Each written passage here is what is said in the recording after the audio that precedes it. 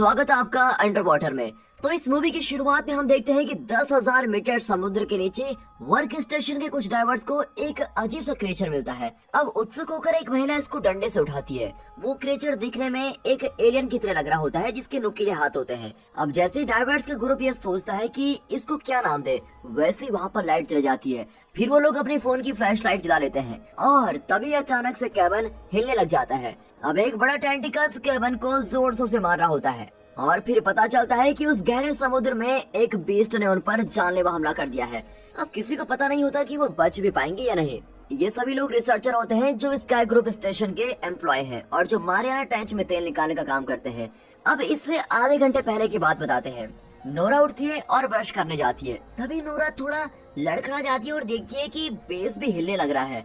उसके बाद एकदम से पानी की एक बूंद उसकी उंगलियों पर गिरती है और एक बहुत ही बड़ा धमाका होता है। फिर नोरा हॉलवे और पेबलो की तरफ भागने लगती और अपने बाकी सोए हुए टीममेट्स को उठाती है। ये सब इतनी जल्दी हो जाता है कि जब तक नोरा हैच तक पहुंचती है सिर्फ जॉन ही उसका पीछा कर पाता है। और जब वो हैच को बंद करने की कोशिश करते हैं तो देखते हैं कि कुछ लोग तेजी से कॉरिडोर में भाग रहे हैं और उनके पीछे पानी की तेज लहरें आ रही है जो एटमॉस्फेरिक प्रेशर से 1000 गुना ज्यादा है। अब इसको देखकर नोरा बहुत ही घबरा जाती है और बटन को दबाने लगती है, लेकिन वैसे ही एक बहुत जोर से प्रेशर आता है और उन दोनों को तेजी से उड़ा लेता है। फिर जैसे ही वो उठते हैं तो एक इंटेलिजेंट वॉइस से बताती है कि शिप का बेसिक स्ट्रक्चर खराब हो गया है और कम्युनिकेशन सिस्टम भी खराब हो चुका है जिसकी वजह से कांटेक्ट नहीं किया जा सकता और वो ग्राउंड में कांटेक्ट ही नहीं कर पाते। और अब नोरा पॉड से बचने के बारे में सोचती रहती है कि यहाँ से बाहर कैसे निकले। सारे रास्ते में पत्थर और चट्टानें गिरी होती है क्योंकि अभी अभी ही वाइब्रेशन हुई होती है जैसे भूकंप के वक्त आती है वैसी वाली। और वैसे ही उनको एक आवाज आती है, वो और कोई नहीं उनका फ्रेंड है जो इन सब से बच जाता है। फिर एक साथ वो उस पॉड से निकलते हैं और रास्ते में मरे हुए टीममेट से मिलते हैं। अब जैसे ही वो पॉड को क्रॉस करते हैं तो देखते हैं कि बाहर जाने के सारे रास्ते बंद हैं और उधर सिर्फ एक ही इंसान बैठा है और वो है कैप्टन। कैप्टन ने सभी लोगों को वहाँ से भेज दिया होता है। अब कंट्रोल रूम में नोरा, एमिली और स्मिथ हैं।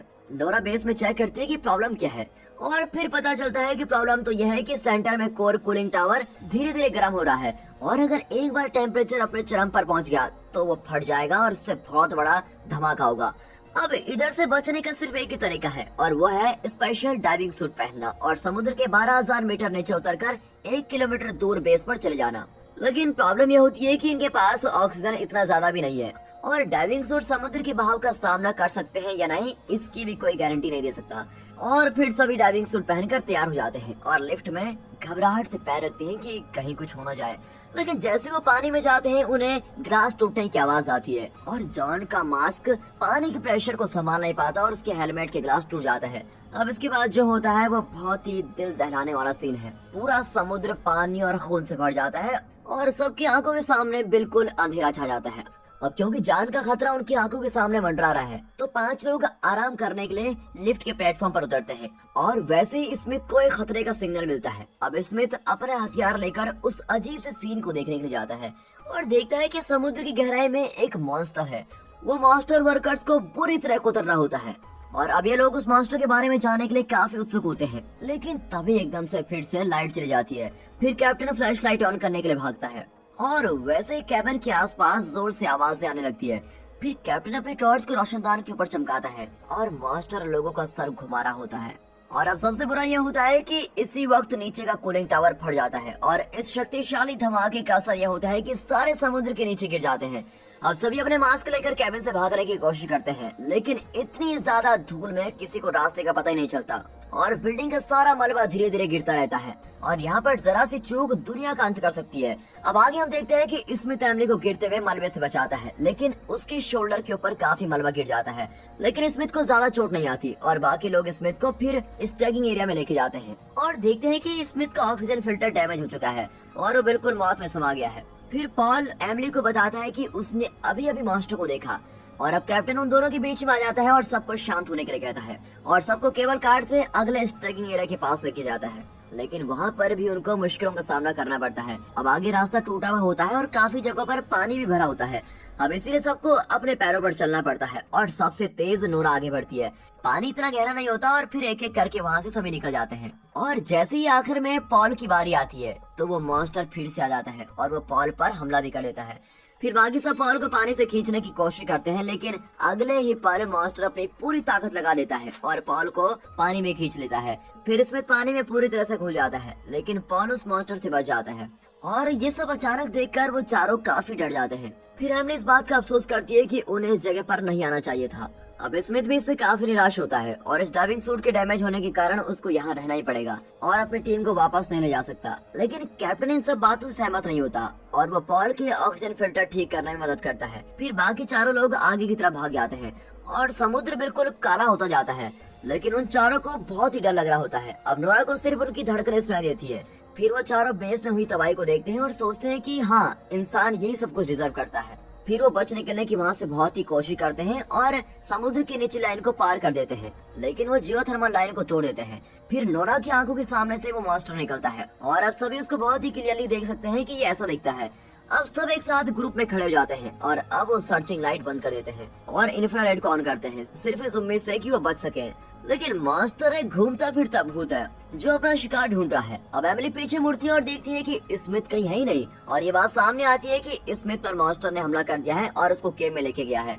फिर कैप्टन स्मिथ को बचाने के लिए ऊपर जाता है, लेकिन मॉन्स्टर एकदम उसको भी खींच लेता है। अब नोरा ने रस्सी के एंड को उससे बांध रखा होता है और वो दोनों समुद्र के नीचे पहुंच जाते हैं। अब नोरा अपने शरीर को धीरे करने के लिए एक ग्राउंड से टकरा जाती है और कैप्टन नोरा को उठने के लिए कहता है, क्योंकि मॉन्स्टर उन दोनों के साइड में ही है और उनको देख रहा है। अब वो दोनों उस मॉन्स्टर को देखते हैं और उनको पता चल जाता है कि ये हमला करने ही वाला है।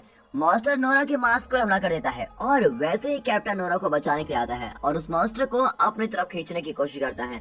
अब इस वजह से मॉन्स्टर को चोट लग जाती है, जिसकी वजह से वो उन दोनों को धक्का दे देता है और एकदम से एल्टीट्यूड बढ़ जाता है, जिसकी वजह से प्रेशर में बदलाव आता है। अब डाइविंग सूट में आराम बचने लग जाता है और अगर उसको उतारा नहीं गया तो वो फट जाएगा। फिर कैप्टन नोरा पर चिल्लाते हैं और अपनी जान बचाने के लिए उसको कहते हैं, लेकिन नोरा कैप्टन के बिना जाने को तैयार नहीं होती। और फिर देखते देखते कैप्टन का डाइविंग सूट उस प्रेशर को झेल नहीं पाता और कैप्टन के मास्क में क्रैक आ जाते हैं।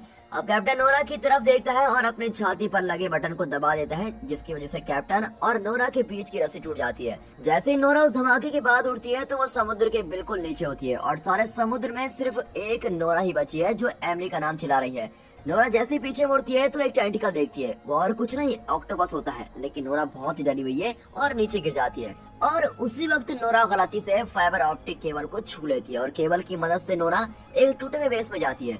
अब उसमें जाने के बाद नोरा थोड़ी देर के लिए वहाँ पर रेस्ट करने के लिए रुकती है और अब वो अपने टीममेट्स के बारे में सोच रही होती है जो मर चुके हैं और नोरा को कुछ पता नहीं होता कि अब वो कहाँ जा रही है और उसको करना क्या है। फिर नोरा कंट्रोल रूम में जाकर ग्राउंड में अपने टीममेट से बात करने की कोशिश करती है और मदद मांगती है, लेकिन ग्राउंड से कोई भी रिस्पांस नहीं आता। अब इन सब उलझनों के बाद भी नोरा अपना नया डीप डाइविंग सूट देखती है और उधर से नजरें नहीं हटा पाती। फिर नोरा टेबल पर मैप रखती है और वहाँ से जाने के लिए रास्ते को देखती है और दोबारा उस खतरनाक जगह पर चली जाती है।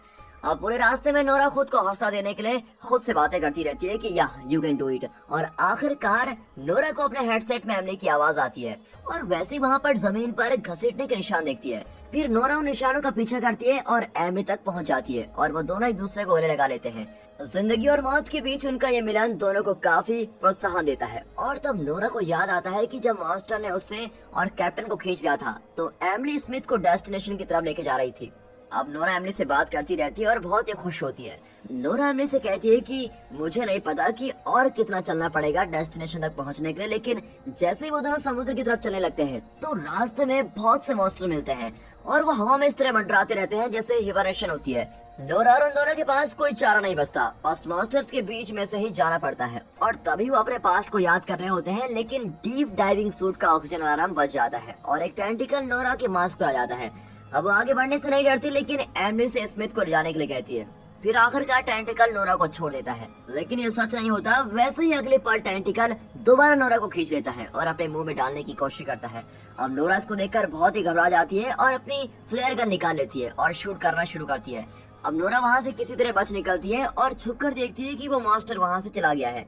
अब आगे उसको एक बड़ी सी परछाई दिखती है और नोरा फिर से अपनी गन लोड करती है और शूट कर लेती है। तभी पता चलता है कि वहाँ पर भी एक मॉन्स्टर है जिसका सर 100 मीटर लंबा होता है और उसकी तीखी टेंटिकल बहुत बड़ी वाइब्रेशन क्रिएट कर देती है। अब नोरा के पैर लड़खड़ाने लग जाते हैं और वो बड़ी अनकॉन्शियस फील करती है और इसी बीच एमिली नोरा को देखती है और उसको बेस से वापस लेके आती है। फिर वो तीनों एक दूसरे की मदद करते हैं और वहाँ से भाग आते हैं। अब उन्हें लगता है कि वो तीनों बच गए हैं, लेकिन तभी उनको पता चलता है कि एक एस्केप पॉड टूटा हुआ है और फिर नोरा बिना घबराए जबरदस्ती एमिली और स्मिथ को वहाँ से जाने के लिए कह देती है और स्टार्ट बटन दबा देती है। नोरा उनको बचाती है और खुद कुर्बानी दे देती है। अब नोरा अपने टीममेट्स को जाते हुए देखती है और निराशा से अपना सर झुकाकर अपनी मौत का इंतजार कर रही होती है।